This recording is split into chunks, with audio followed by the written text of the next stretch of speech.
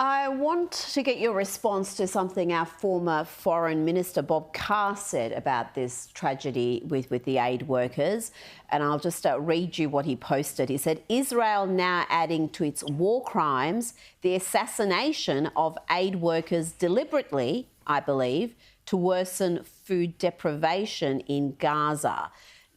This suggestion, and I would hope that it's not a widely held one amongst politicians, former or current, that this was somehow deliberate. I mean, just how absurd is that they would deliberately target aid workers to try to starve the Palestinian population?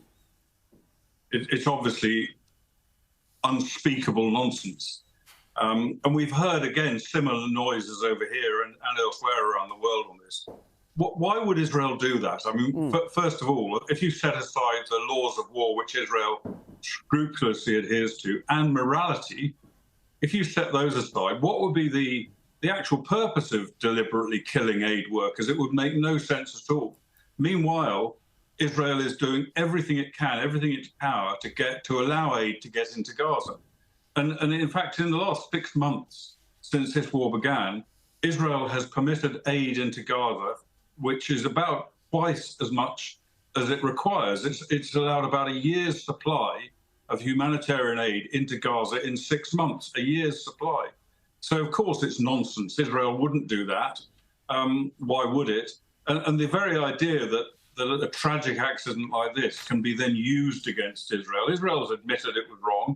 It's disciplined some of the people involved in it. It's unfortunately, it's the kind of tragedy that you get in war. I've known many cases like this. And in fact, President Biden, who was outraged by it, in his words, was the president when a similar attack took place against an aid worker and 9 members of his family in Afghanistan in 2021, yes, when a US drone strike hit them thinking they were terrorists. This is horrible, but it happens. And several children in that particular incident were killed as well as the aid workers. What about this proposal that Israel has to get rid of UNRWA, which Australia's again restored funding to, and to have a body that's not connected to Hamas to do the humanitarian aid? Is that something that is likely to be supported by the international community? I very much doubt that. I think it's something that's essential. UNRWA is effectively an extension of Hamas. UNRWA is part of the Hamas machinery. UNRWA terrorists took part in the 7th of October massacre. UNRWA delivers aid to their Hamas terrorist masters. Whether they have a choice in that or not, I don't know. But it does need to go. It needs to be replaced by something, whether it be the UN High Commission for Refugees, UNHCR, which looks after refugees everywhere else, whether it's some other UN body or indeed outsourcing it to a commercial organisation. I don't know, but it does need to change. Whether that's likely to happen in the near future, I don't know. But I very much doubt. I suspect there'll be a lot of criticism of Israel for trying to do that, as we've already seen.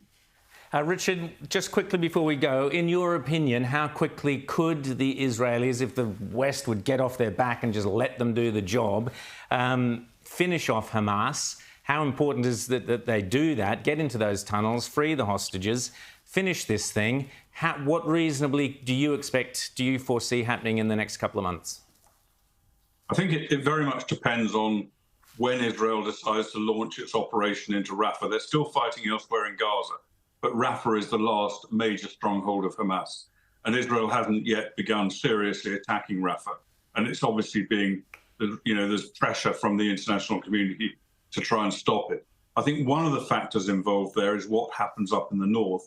Of course, Israel can fight a war against Hezbollah and against Hamas at the same time, but it would not be optimum. And so I think Israel is probably looking to see what's emerging in the north before it commits major forces, which we needed to Rafah. It's got 3 divisions up on the border with Lebanon now, and that's obviously in anticipation of a need to get in on the ground in Lebanon and deal with Hezbollah. The sequencing of that is obviously a military decision that can only be known or understood properly by the IDF and by the government in Israel. Colonel Richard Kemp, always great to chat to you. Thanks so much for coming on Outsiders. Common sense there from Colonel Richard Kemp. I'll just point out, of course, that not everybody in UNRWA was involved in October 7th. Certain individuals were, and that is much reason for us to be not financing them, in my opinion, with Australian taxpayers' dollars, which we have been doing thanks to Penny Wong and the Teals.